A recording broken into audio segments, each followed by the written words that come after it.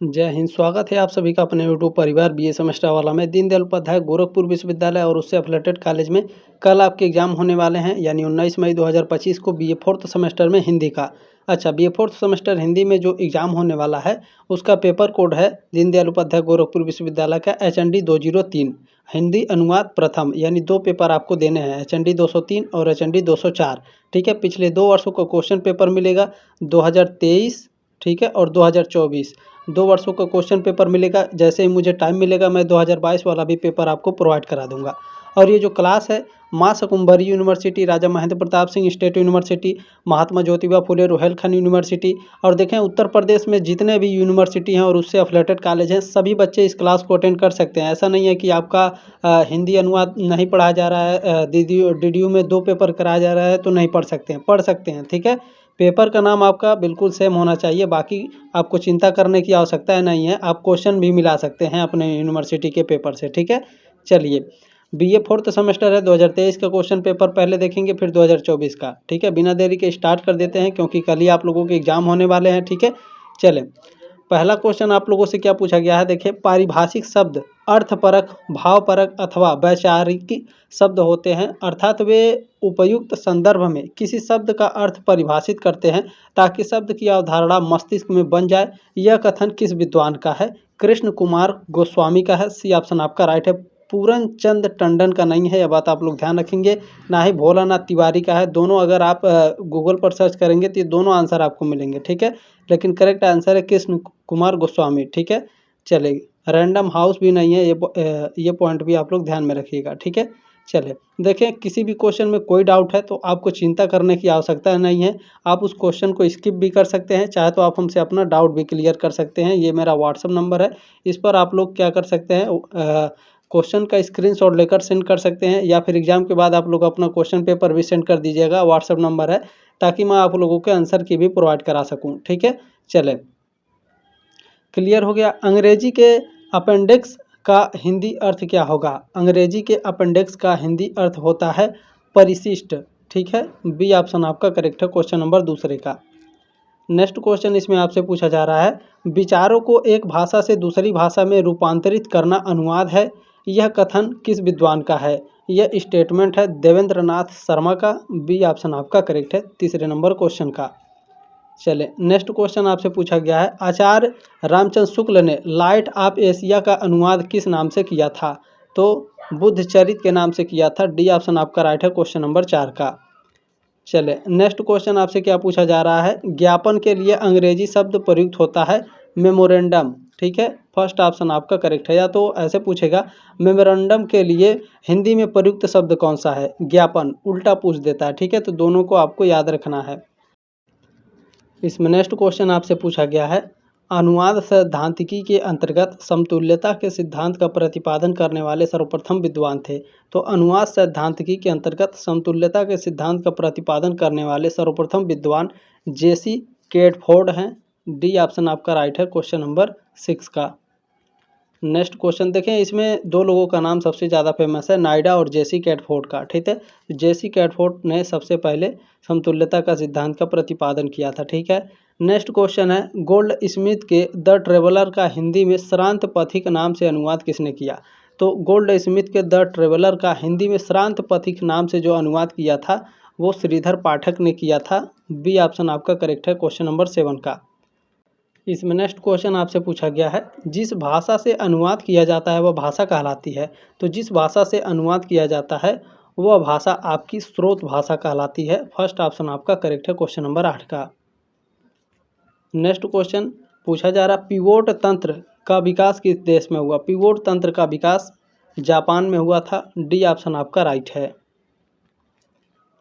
इसमें next question पूछा गया है, पारिभाषिक शब्दावली की विशेषता है। पारिभाषिक शब्दावली की विशेषता होती है, पारिभाषिक शब्द का अर्थ सुनिश्चित होता है। फर्स्ट ऑप्शन आपका करेक्ट है। नेक्स्ट क्वेश्चन है, कार्यालयी अनुवाद से संबंधित कौन सा कथन सत्य है? कार्यालयी अनुवाद से कौन सा कथन सत्य है? तो प्राप्त सामग्री अभिधा प्रधान होती है। बिल्कुल करेक्ट है आपका पहला ही। ठीक है, और इसमें जो नेक्स्ट है, प्राप्त सामग्री लक्षणा प्रधान होती है, गलत है। प्राप्त सामग्री व्यंग्य प्रधान होती है, ये भी गलत है। ठीक है, चलिए पहला ही ऑप्शन आपका राइट है क्वेश्चन नंबर 11 का। नेक्स्ट क्वेश्चन है, अनुवाद शब्द की उत्पत्ति का संबंध किस धातु से है। अनुवाद शब्द की जो उत्पत्ति है यह किस धातु से है, वद धातु से है। ठीक है, फर्स्ट ऑप्शन आपका करेक्ट है। चलिए नेक्स्ट क्वेश्चन आपसे पूछा जा रहा है, कविता के अनुवाद की सफलता में संदेह व्यक्त किया है किसने। क्रोशे महोदय ने कविता के अनुवाद की सफलता में संदेह व्यक्त किया है। फर्स्ट ऑप्शन आपका करेक्ट है। इसमें नेक्स्ट क्वेश्चन आपसे पूछा गया है, पाठ प्रकार फंक्शन ऑफ टेक्स्ट के मूल्यांकन का सबसे महत्वपूर्ण आधार है। तो सबसे महत्वपूर्ण आधार होता है पाठ प्रकार का अनुक्रिया आधारित मूल्यांकन। डी ऑप्शन आपका करेक्ट है। चलिए नेक्स्ट क्वेश्चन आपसे पूछा जा रहा है, सारानुवाद की प्रकृति है। सारानुवाद की प्रकृति संक्षिप्त होती है। फर्स्ट ऑप्शन आपका राइट है। चलिए नेक्स्ट क्वेश्चन पूछा गया है, विधिक अनुवाद है। विधिक अनुवाद आपका एक भाषा की विधि सामग्री को दूसरी भाषा में अनुदित करना विधिक अनुवाद कहलाता है। फर्स्ट ऑप्शन आपका करेक्ट है। चलिए नेक्स्ट क्वेश्चन पूछा जा रहा है आपसे, अंतर संकेत परक अनुवाद है। अंतर संकेत परक अनुवाद कौन सा है। भावों का शब्दों द्वारा अनुवाद करना अंतर संकेत परक अनुवाद होता है। डी ऑप्शन आपका राइट है क्वेश्चन नंबर 17 का। चले नेक्स्ट क्वेश्चन पूछा जा रहा है, हिंदी में मुहावरा शब्द भाषा से आयातित है। यानी हिंदी में जो मुहावरा शब्द है ये किस भाषा से आया है। तो यह आपका अरबी भाषा से आया है। डी ऑप्शन आपका राइट है। नेक्स्ट क्वेश्चन आपसे पूछा गया है, बद्रीनाथ कपूर प्रसिद्ध हैं, व्याकरण के रूप में प्रसिद्ध हैं। फर्स्ट ऑप्शन आपका राइट है। चले नेक्स्ट क्वेश्चन पूछा गया है, आदर्श अनुवाद है। आदर्श अनुवाद कौन सा है। मूल भाषा लक्ष्य भाषा के निकटतम हो, आदर्श अनुवाद कहलाता है। फर्स्ट ऑप्शन आपका राइट है। इसमें नेक्स्ट क्वेश्चन आपसे पूछा गया है, नाटकानुवाद में सबसे बड़ी समस्या है। नाटकानुवाद में सबसे बड़ी समस्या होती है सांस्कृतिक परिवेश की। ठीक है, सी ऑप्शन राइट है क्वेश्चन नंबर 21 का। चलिए नेक्स्ट क्वेश्चन पूछा गया है, हिंदी अंग्रेजी बैंकिंग शब्दावली का प्रकाशन किया गया 1960 में किया गया था। सी ऑप्शन आपका करेक्ट है। चलिए नेक्स्ट क्वेश्चन पूछा जा रहा है आपसे, अनुवाद प्रक्रिया में पुनरीक्षण किस चरण में होता है। तो अनुवाद प्रक्रिया में जो पुनरीक्षण है यह अंतिम चरण में होता है। डी ऑप्शन आपका करेक्ट है। नेक्स्ट क्वेश्चन इसमें पूछा गया है, प्रिंसिपल्स ऑफ ट्रांसलेशन अनुवाद सिद्धांत पर पहली व्यवस्थित पुस्तक के लेखक हैं। अच्छा, प्रिंसिपल्स ऑफ ट्रांसलेशन के लेखक कौन है। सीधे सीधे अलेक्जेंडर फ्रेजर टिटलर हैं। सी ऑप्शन आपका करेक्ट है।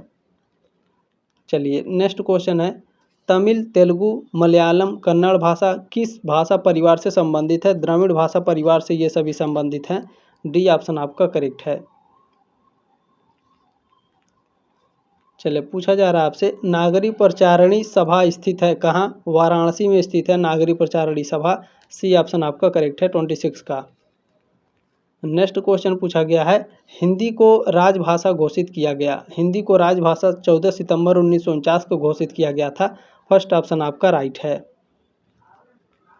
इसमें नेक्स्ट क्वेश्चन पूछा जा रहा है, भावानुवाद से तात्पर्य है। भावानुवाद से क्या तात्पर्य होता है। भाव एवं विचारों का अनुवाद भावानुवाद से तात्पर्य होता है। फर्स्ट ऑप्शन आपका राइट है। चलिए नेक्स्ट क्वेश्चन है, वह अनुवाद जिसमें एक भाषा की वह अनुवाद जिसमें एक भाषा की जो प्रशासन संबंधी सामग्री है उसको दूसरी भाषा में परिवर्तित किया जाता है तो उसे क्या कहा जाता है। इसे कहा जाता है कार्यालयी अनुवाद। ठीक है, सी ऑप्शन आपका करेक्ट है। चलें क्लियर हो गया ना। वह अनुवाद जिसमें एक भाषा की प्रशासन संबंधी सामग्री को दूसरी भाषा में परिवर्तित किया जाता है उसे कार्यालयी अनुवाद कहते हैं। बिल्कुल बिल्कुल करेक्ट है। चलें नेक्स्ट क्वेश्चन पूछा गया है, अनुवाद को उर्दू में कहा जाता है तर्जुमा। सी ऑप्शन आपका राइट है। नेक्स्ट क्वेश्चन आपसे पूछा गया है, साहित्येतर अनुवाद के अंतर्गत नहीं है। साहित्येतर अनुवाद के अंतर्गत कौन नहीं आता है। तो साहित्येतर अनुवाद के अंतर्गत काव्य अनुवाद आपका नहीं आता है। बाकी वैज्ञानिक या तकनीक अनुवाद, वाणिज्य अनुवाद, मानविकी और इसमें जो समाजशास्त्रीय अनुवाद है ये तीनों आपके आते हैं। साहित्येतर अनुवाद के अंतर्गत काव्य अनुवाद नहीं आता है। डी ऑप्शन आपका राइट है। इसमें नेक्स्ट क्वेश्चन आपसे पूछा जा रहा है, अनुवाद आज व्यक्ति की सामाजिक आवश्यकता बन गया है। प्रसिद्ध वाक्य है। ये स्टेटमेंट किसने दिया था कि जो ट्रांसलेशन है जो अनुवाद है आज व्यक्ति की सामाजिक आवश्यकता बन गया है। प्रोफेसर जेपी गोपीनाथन ने ये स्टेटमेंट दिया था। फर्स्ट ऑप्शन आपका राइट है। नेक्स्ट क्वेश्चन पूछा गया है, लक्ष्य भाषा के लिए अंग्रेजी में प्रयोग किए जाने वाला शब्द है टारगेट लैंग्वेज कहते हैं लक्ष्य भाषा को। फर्स्ट ऑप्शन आपका राइट है। चले नेक्स्ट क्वेश्चन है, अंग्रेजी शब्द हॉनरेरी का हिंदी अर्थ क्या होगा। हॉनरेरी का हिंदी में अर्थ होता है अवैतनिक। बी ऑप्शन आपका राइट है क्वेश्चन नंबर 34 का। नेक्स्ट क्वेश्चन है, अंग्रेजी के असिस्टेंट डायरेक्टर का हिंदी अर्थ होगा। असिस्टेंट डायरेक्टर को हिंदी में क्या कहते हैं, इन्हें सहायक निदेशक कहा जाता है। सी ऑप्शन आपका करेक्ट है। चलिए नेक्स्ट क्वेश्चन है, अंग्रेजी के एजेंडा का हिंदी अर्थ होगा। एजेंडा का अर्थ क्या होगा, कार्यसूची। ठीक है, क्या होगा, कार्यसूची एजेंडा का अर्थ होगा। डी ऑप्शन आपका राइट है क्वेश्चन नंबर 36 का। चले नेक्स्ट क्वेश्चन आपसे पूछा जा रहा है, अंग्रेजी के स्क्रिप्ट का हिंदी अर्थ है। स्क्रिप्ट को हिंदी में क्या कहते हैं, लिपि कहेंगे। सी ऑप्शन आपका राइट है, चाहे तो आप ट्रांसलेट करके भी देख सकते हैं। ठीक है, चलिए इसमें नेक्स्ट क्वेश्चन आपसे क्या पूछा गया है, अंग्रेजी के बिब्लियोग्राफी का हिंदी अर्थ होगा। बिब्लियोग्राफी का हिंदी अर्थ होता है ग्रंथ सूची। फर्स्ट ऑप्शन आपका करेक्ट है। चलिए नेक्स्ट क्वेश्चन देखें, यहाँ पर खाली स्थान आपको भरना है, रिक्त स्थान की पूर्ति करें। अनुवाद को मूल भाषा एवं का पूर्ण ज्ञान होना चाहिए। तो जो अनुवादक है, जो ट्रांसलेटर है, जो ट्रांसलेट कर रहा है, उसको टारगेट लैंग्वेज यानी लक्ष्य भाषा का पूर्ण ज्ञान होना चाहिए। बी ऑप्शन आपका करेक्ट है। चले नेक्स्ट क्वेश्चन आपसे पूछा जा रहा है, बहुभाषिकता से तात्पर्य है। बहुभाषिकता से तात्पर्य होता है एक से अधिक भाषाओं का प्रयोग। ठीक है, बहुभाषिकता माने एक से अधिक भाषाओं का प्रयोग। अब चले 2024 वाला क्वेश्चन पेपर देख लेते हैं। ये 2023 वाला क्वेश्चन पेपर खत्म हो गया, क्योंकि 2023 में आपके 40 क्वेश्चन ही पूछे जाते थे। 2022 में भी आपके 40 क्वेश्चन ही पूछे गए थे। 2024 जो एग्ज़ाम हो रहा है आपका, वहाँ से आपके 50 क्वेश्चन पूछे जा रहे हैं। ठीक है, इस बार भी आपके 50 क्वेश्चन ही आएंगे। ठीक है, चले यहाँ पे एक बार फिर से आप लोग अपना क्वेश्चन पेपर देख लेंगे। 2023 का क्वेश्चन पेपर मैंने अभी दिया आपको। 2024 वाला क्वेश्चन पेपर आप इस क्लास में देखेंगे। HND 203 फोर्थ सेमेस्टर हिंदी अनुवाद है। ठीक है, चलिए पहला क्वेश्चन आपका इसमें पूछा गया है, नाटक के अनुवाद में, यानी जो नाटक हो रहा है इसमें जो ट्रांसलेट है, इसमें जो ट्रांसलेटर है, उसके लिए सबसे आवश्यक शर्त क्या होता है। तो अनुवादक जो है, जो ट्रांसलेटर है, इसको रंगमंच का ज्ञान होना चाहिए। ठीक है, फर्स्ट ऑप्शन आपका करेक्ट है। चलिए नेक्स्ट क्वेश्चन पूछा गया है, जब जो भिन्न भाषा भाषी आपस में बात करते हैं तो उनके बीच अनुवादक को कहते हैं, क्या कहा जाता है, दुभाषिया कहा जाता है। डी ऑप्शन आपका राइट है। चलिए नेक्स्ट क्वेश्चन पूछा गया है, कार्यालयी अनुवाद में प्रयुक्त उचित शब्द कौन सा है। कार्यालयी अनुवाद में उचित प्रयुक्त शब्द कौन सा है, तो भवदीय। ठीक है, डी ऑप्शन आपका राइट है क्वेश्चन नंबर 3 का। नेक्स्ट क्वेश्चन आपसे पूछा जा रहा है, अनुवाद की महत्ता का अध्ययन किसके अंतर्गत किया जाता है। अनुवाद की महत्ता का अध्ययन अप्रयुक्त भाषा विज्ञान के अंतर्गत किया जाता है। पहला ऑप्शन आपका राइट है। चलिए नेक्स्ट क्वेश्चन देखेंगे। क्वेश्चन नंबर 5 आपसे पूछा गया है, समस्त अभिव्यक्ति अनुवाद है क्योंकि वह अव्यक्त यानी अदृश्यादि को भाषा यानी जो रेखा है या फिर रंग है इसमें प्रस्तुत करती है। यह कथन है, ये स्टेटमेंट किसने दिया था, सच्चिदानंद, हीरानंद, वात्स्यायन ने दिया था। बी ऑप्शन आपका करेक्ट है। ठीक है, चलिए क्वेश्चन नंबर 6 आपसे पूछा जा रहा है, वैदिक और लौकिक संस्कृत के ग्रंथों में अनुवाद किस अर्थ में आया है। तो ज्ञात का कथन के अर्थ में आया है। पहला ऑप्शन आपका राइट है क्वेश्चन नंबर 6 का। चलिए नेक्स्ट क्वेश्चन देखेंगे। आपसे पूछा जा रहा है, अनुवाद का मूल अर्थ क्या है। अनुवाद का मूल अर्थ होता है पुनः कथन। बी ऑप्शन आपका करेक्ट है। चले नेक्स्ट क्वेश्चन आपसे पूछा जा रहा है, साहित्यिक अनुवाद में सबसे सरल अनुवाद है। साहित्यिक अनुवाद में सबसे सरल अनुवाद होता है कथानुवाद। बी ऑप्शन आपका करेक्ट है। चले नेक्स्ट क्वेश्चन पूछा गया है, भोलानाथ तिवारी के अनुसार अनुवाद क्या है। भोलानाथ तिवारी के अनुसार अनुवाद शिल्प कला और विज्ञान है। सी ऑप्शन आपका करेक्ट है। नेक्स्ट क्वेश्चन देखिए पूछा जा रहा है, जो शब्द सामान्य व्यवहार की भाषा के शब्द न होकर ज्ञान के विभिन्न क्षेत्रों के शब्द होते हैं उन्हें कहते हैं, उन्हें पारिभाषिक शब्द कहते हैं। फर्स्ट ऑप्शन आपका राइट है। चले नेक्स्ट क्वेश्चन पूछा गया है, समाज में सामान्य व्यवहार के लिए प्रयुक्त शब्द कहे जाते हैं। समाज में सामान्य व्यवहार के लिए जो प्रयुक्त शब्द हैं वो सामान्य शब्द होते हैं। डी ऑप्शन आपका करेक्ट है। चले पूछा जा रहा है आपसे, riddle of the universe, riddle of the universe का हिंदी अनुवाद किस विद्वान ने किया है? तो इसका अनुवाद आचार्य रामचंद्र शुक्ल ने किया है, रिडल ऑफ द यूनिवर्स का हिंदी अनुवाद। ठीक है, बी ऑप्शन आपका राइट है क्वेश्चन नंबर 12 का। चलिए नेक्स्ट क्वेश्चन है, शब्द अनुवाद को किस विद्वान ने वास्तविक अनुवाद कहा है? शब्द अनुवाद को किसने वास्तविक अनुवाद कहा है? भोलानाथ तिवारी ने कहा है, सी ऑप्शन आपका करेक्ट है। नेक्स्ट क्वेश्चन देखें, केंद्रीय अनुवाद ब्यूरो का मुख्यालय कहाँ पर है? केंद्रीय अनुवाद ब्यूरो का मुख्यालय नई दिल्ली में है, सी ऑप्शन आपका करेक्ट है। नेक्स्ट क्वेश्चन देखें, पूछा जा रहा है, एक भाषा की सामग्री के भावों की रक्षा करते हुए उसे दूसरी भाषा में बदल देना अनुवाद है, कथन है?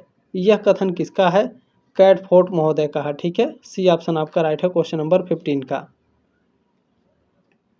चलिए नेक्स्ट क्वेश्चन पूछा गया है, भोलानाथ तिवारी के अनुसार अनुवाद प्रक्रिया के कितने चरण हैं? भोलानाथ तिवारी के अनुसार अनुवाद प्रक्रिया के कितने चरण हैं? कुल 5 चरण हैं, डी ऑप्शन आपका करेक्ट है। चलिए नेक्स्ट क्वेश्चन आपसे पूछा जा रहा है, एक प्रतीक के द्वारा व्यक्त विचार को दूसरे प्रतीक द्वारा व्यक्त करना कहलाता है, क्या कहलाता है? प्रतीकांतर कहलाएगा, फर्स्ट ऑप्शन आपका राइट है। चलिए नेक्स्ट क्वेश्चन आपसे पूछा गया है, जिसमें विचारों और अवधारणाओं को शब्दों तथा उसके पर्यायों में सूचीबद्ध किया जाता है उसे कहते हैं। तो जिसमें विचारों और अवधारणाओं को शब्दों का, ठीक है, जो शब्द होते हैं उसके द्वारा और उनके पर्याय में सूचीबद्ध किया जाता है तो उन्हें क्या कहा जाएगा? थिसारस। ठीक है, फर्स्ट ऑप्शन आपका राइट है। चलिए नेक्स्ट क्वेश्चन देखेंगे, पूछा जा रहा है, जब दो भिन्न भिन्न भाषाओं की भिन्न भिन्न प्रतीक व्यवस्थाओं के बीच घटित अनुवाद को कहा जाता है, क्या कहा जाएगा? अंतर्भाषिक अनुवाद कहा जाएगा। ठीक है, बी ऑप्शन आपका राइट है। चलिए नेक्स्ट क्वेश्चन देखेंगे, क्वेश्चन नंबर 20 पूछा गया है, एक ही भाषा के अंतर्गत घटित अनुवाद प्रक्रिया को कहते हैं। एक ही भाषा के अंतर्गत घटित अनुवाद प्रक्रिया को अंतःभाषिक अनुवाद कहते हैं, डी ऑप्शन आपका करेक्ट है। नेक्स्ट क्वेश्चन है, एक भाषा की पाठ्य सामग्री को दूसरी भाषा की समानार्थ पाठ्य सामग्री में प्रतिस्थापित करना ही अनुवाद है, यह कथन है किसका? कैटफोर्ड का, सी ऑप्शन आपका करेक्ट है। चलिए नेक्स्ट क्वेश्चन देखेंगे, क्या पूछा जा रहा है आपसे, किस विद्या का अनुवाद करते समय मूल और अनुवाद में काफ़ी अंतर आ जाता है? तो जो काव्यानुवाद होता है इसका अनुवाद करते समय मूल और अनुवाद में काफ़ी अंतर आ जाता है। ठीक है, पहला ऑप्शन आपका राइट है। चलिए नेक्स्ट क्वेश्चन पूछा गया है, लाइट ऑफ एशिया का अनुवाद आचार्य रामचंद्र शुक्ल ने किस नाम से किया है? बुद्धचरित नाम से किया है, सी ऑप्शन आपका करेक्ट है। चलिए नेक्स्ट क्वेश्चन पूछा गया है, भावानुवाद किस आधार पर विभाजित है? भावानुवाद प्रकृति के आधार पर विभाजित होता है, डी ऑप्शन आपका राइट है। चलिए नेक्स्ट क्वेश्चन देखेंगे, पूछा जा रहा है, अनुवाद की प्रक्रिया की पृष्ठभूमि में चलने वाला पक्ष है, कला पक्ष होता है अनुवाद की प्रक्रिया के पृष्ठभूमि में चलने वाला, सी ऑप्शन आपका राइट है 25 का। चलिए नेक्स्ट क्वेश्चन पूछा गया है, लिप्यंतरण के लिए प्रयुक्त अंग्रेजी शब्द है। लिप्यंतरण के लिए ट्रांसलिटरेशन शब्द का यूज किया जाता है, सी ऑप्शन आपका करेक्ट है। चलिए नेक्स्ट क्वेश्चन पूछा गया है, कोश के मूल रूप से दो प्रकार कौन से हैं? कोश के मूल रूप से दो प्रकार भाषिक और भाषिकेतर हैं, डी ऑप्शन आपका राइट है। चलिए इसमें नेक्स्ट क्वेश्चन आपसे पूछा गया है, कौन सा शब्द शब्दानुवाद के लिए प्रयुक्त नहीं है, बताइए। तो देखें, लिटरल ट्रांसलेशन, वर्बल ट्रांसलेशन और वर्ड फॉर वर्ड ट्रांसलेशन, ये तीनों आपके शब्दानुवाद के लिए प्रयुक्त होते हैं, लेकिन सेंस फॉर सेल्स ये आपके शब्दानुवाद के लिए प्रयुक्त नहीं होता है, डी ऑप्शन आपका राइट है 28 का। इसमें नेक्स्ट क्वेश्चन पूछा गया है, पंक्ति प्रति पंक्ति अनुवाद किसे कहते हैं? पंक्ति प्रति पंक्ति अनुवाद शब्दानुवाद को कहा जाता है। ठीक है, क्लियर हो गया, डी ऑप्शन आपका करेक्ट है। नेक्स्ट क्वेश्चन पूछा गया है, अंग्रेजी का टेंडर शब्द हिंदी में कहलाता है। टेंडर को हिंदी में क्या कहलाता है, बताइए। टेंडर को हिंदी में क्या कहते हैं? बिल्कुल निविदा कहा जाता है, पहला ऑप्शन आपका राइट है। नेक्स्ट क्वेश्चन इसमें पूछा गया है, संविधान के किस अनुच्छेद में हिंदी को राजभाषा घोषित किया गया है? अनुच्छेद 343 फर्स्ट के अनुसार हिंदी को राजभाषा घोषित किया गया है, बी ऑप्शन आपका करेक्ट है। देखें, रिपोर्ट को हिंदी में क्या कहते हैं? रिपोर्ट को हिंदी में प्रतिवेदन कहा जाता है। ठीक है, सी ऑप्शन आपका राइट है, चाहे तो ट्रांसलेट करके भी आप लोग देख सकते हैं। ठीक है, नेक्स्ट क्वेश्चन है दुभाषीय द्वारा किया जाने वाला अनुवाद कहलाता है। दुभाषीय द्वारा किया जाने वाला अनुवाद वार्तानुवाद कहलाता है। बी ऑप्शन आपका राइट है। नेक्स्ट क्वेश्चन देखें, नाटक का अनुवाद यदि काव्य या कहानी में होता है तो उसे कहते हैं, क्या कहा जाता है? रूपांतरण कहा जाता है। बी ऑप्शन आपका राइट है क्वेश्चन नंबर 34 का। इसमें नेक्स्ट क्वेश्चन पूछा गया है, काव्य अनुवाद में काव्य रचना का अनुवाद गद्य पद या मुक्त छंद किसी में हो सकता है। ठीक है, सी ऑप्शन आपका करेक्ट है 35 का। चलिए नेक्स्ट क्वेश्चन क्या पूछा गया है, देखें पूछा जा रहा है मेमोरेंडम के लिए सही हिंदी पारिभाषिक शब्द है। मेमोरेंडम के लिए सही हिंदी पारिभाषिक शब्द कौन सा है? ज्ञापन है। बी ऑप्शन आपका राइट है क्वेश्चन नंबर 36 का। चलिए नेक्स्ट क्वेश्चन है पारिभाषिक शब्दावली से तात्पर्य है। पारिभाषिक शब्दावली से क्या तात्पर्य है? तो राज्य मंत्रालय से, सरकारी उपक्रमों से और सरकारी कार्यालय, इन सभी से पारिभाषिक शब्दावली से तात्पर्य होता है। डी ऑप्शन आपका राइट है, उपरोक्त सभी आपके करेक्ट हैं। नेक्स्ट क्वेश्चन पूछा जा रहा है कविता के अनुवाद की सफलता में संदेह व्यक्त किया है। किसने व्यक्त किया है? क्रोशे महोदय ने। फर्स्ट ऑप्शन आपका करेक्ट है। चलें नेक्स्ट देखें, इंटरनेट पर सर्च करेंगे तो आपको प्लेटो मिलेंगे। प्लेटो आपके राइट आंसर नहीं है, ये बात ध्यान रखिएगा। नेक्स्ट क्वेश्चन है वध धातु का क्या अर्थ है? वध धातु का अर्थ होता है बोलना। फर्स्ट ऑप्शन आपका राइट है। नेक्स्ट क्वेश्चन है एक ही भाषा के शब्द दूसरे शब्द प्रतीकों में व्यक्त करना क्या कहलाता है? बताइए। बिल्कुल, शब्दांतर कहलाता है। सी ऑप्शन आपका राइट है। नेक्स्ट क्वेश्चन एक्ट का हिंदी शब्द क्या है? एक्ट को हिंदी में अधिनियम कहते हैं। बी ऑप्शन आपका राइट है, या फिर कार्य। ठीक है, अधिनियम या फिर कार्य। चलिए नेक्स्ट क्वेश्चन देखिए, प्रिंसिपल्स ऑफ ट्रांसलेशन अनुवाद सिद्धांत के लेखक हैं अलेक्जेंडर फ्रेजर टिटलर हैं। सी ऑप्शन आपका करेक्ट है। देखिए लेटर को हिंदी में क्या कहते हैं? लेटर को हिंदी में पत्र कहा जाता है। ये तो बहुत ही आसान है। बी ऑप्शन आपका राइट है 43 का। चलें पूछा जा रहा है सी डेक पूड़े ने कौन सा अनुवाद सॉफ्टवेयर बनाया? इन्होंने मंत्रा सॉफ्टवेयर बनाया था। फर्स्ट ऑप्शन आपका राइट है। चले नेक्स्ट क्वेश्चन है अनुवाद आज व्यक्ति की सामाजिक आवश्यकता बन गया है। कथन है, ये स्टेटमेंट प्रोफेसर जेपी गोपीनाथन का है। फर्स्ट ऑप्शन आपका राइट है। चलें पूछा जा रहा है भावानुवाद से तात्पर्य है। भावानुवाद से तात्पर्य होता है भाव एवं विचारों का अनुवाद। सी ऑप्शन आपका राइट है 46 का। चलिए नेक्स्ट क्वेश्चन क्या है? नाटकानुवाद की सबसे बड़ी समस्या है। सबसे बड़ी समस्या होती है सांस्कृतिक परिवेश की। सी ऑप्शन आपका राइट है। चलें पूछा जा रहा है सारानुवाद की प्रकृति है। सारानुवाद की प्रकृति कैसी होती है? संक्षिप्त होती है। सी ऑप्शन आपका राइट है। नेक्स्ट क्वेश्चन पूछा गया है गोल्ड स्मिथ के द ट्रेवलर का हिंदी अनुवाद किसने किया? बताइए। श्रीधर पाठक ने किया। सी ऑप्शन आपका राइट है। ये सारे रिपीटेड क्वेश्चन है। ठीक है, आपने जो प्यार और सपोर्ट दिया है इसके लिए तहे दिल से आप सभी का धन्यवाद। इसी तरह से आप लोग अपना प्यार और सपोर्ट बनाए रखिए। 5th सेमेस्टर और 6th सेमेस्टर में भी आपके लिए बिल्कुल मैं मेहनत करूंगा।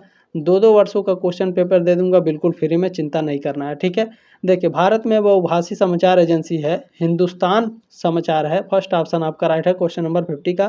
क्लास कैसा लगा कमेंट के माध्यम से अपनी राय कमेंट बॉक्स में जरूर रखिएगा। जल्दी मिलेंगे आपके नेक्स्ट क्लास में, तब तक के लिए जय हिंद, वंदे मातरम।